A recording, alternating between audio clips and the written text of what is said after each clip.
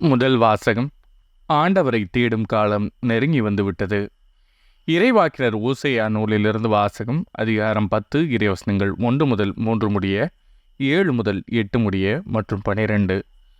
Israel தலைத்து வளர்ந்த திராட்சை கொடி, அது மிகுதியான கனிகளை தனக்கே தாங்கி நிற்கின்றது. எவ்வளவு மிகுதியாக கனிகளை கொடுத்ததோ அவ்வளவு மிகுதியாய் பலிபீடங்களை அமைத்தது. எத்தகைய சிறப்புடன் நாடு செழிப்புற்றதோ அதற்கு இணையாய் சிலை தூண்கள் சிறப்பு பெற்றன. இருமனம் கொண்ட மக்களாகிய அவர்கள் தங்கள் குற்றத்திற்காக தண்டனை பெறுவார்கள். ஆண்டவர் அவர்களுடைய பலிபீடங்களை தகர்த்திடுவார், அவர்களுடைய சிலை தூண்களை நொறுக்கிடுவார்.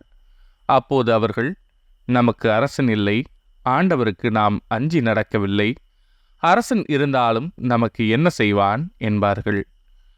சமாரியாவின் அரசன் நீர்மேல் குமிழி போல் அமிழ்ந்து போவான். இஸ்ரேலின் பாவமாகிய சிலை வழிபாட்டின் உயர்ந்த இடமெல்லாம் அழிக்கப்படும். முள்களும் முட்புதர்களும் அவற்றின் பலிபீடங்கள் மேல் வளரும். அப்போது அவர்கள் மலைகளை பார்த்து, எங்களை மூடிக்கொள்ளுங்கள், குன்றுகளை பார்த்து, எங்கள் மேல் விழுங்கள் என்று சொல்வார்கள். நீதியை நீங்கள் விதைத்து கொள்ளுங்கள், அன்பின் கனியை அறுவடை செய்யுங்கள், உங்கள் தரிசு நிலத்தை உழுது பண்படுத்துங்கள். ஏனெனில் ஆண்டவர் வந்து உங்கள் மேல் நேர்மையை பொழியுமாறு நீங்கள் அவரை தேடும் காலம் நெருங்கி வந்துவிட்டது. இது ஆண்டவரின் அருள்வாக்கு. இறைவா, உமக்கு நன்றி. பதிலுரை பாடல்.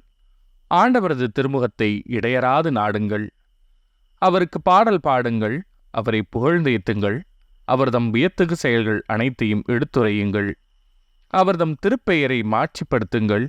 ஆண்டவரை தேடுவோரின் இதயம் அக்களிப்பதாக. ஆண்டவரது திருமுகத்தை இடையராது நாடுங்கள், ஆண்டவரையும் அவரது ஆற்றலையும் தேடுங்கள், அவரது திருமுகத்தை இடையராது நாடுங்கள். அவர் செய்த வியத்தகு செயல்களை நினைவு கூறுங்கள், அவர்தம் அருஞ்செயல்களையும் அவரது வாய்மொழிந்த நீதி தீர்ப்புகளையும் நினைவில் கொள்ளுங்கள். ஆண்டவரது திருமுகத்தை இடையராது நாடுங்கள். அவரின் ஊழியராம் ஆபிரகாமின் வழிமரபே, அவர் தேர்ந்து கொண்ட யாக்கோபின் பிள்ளைகளே, அவரே நம் கடவுளாகிய ஆண்டவர். அவரின் நீதி தீர்ப்புகள் உலகம் அனைத்திற்கும் உரியன.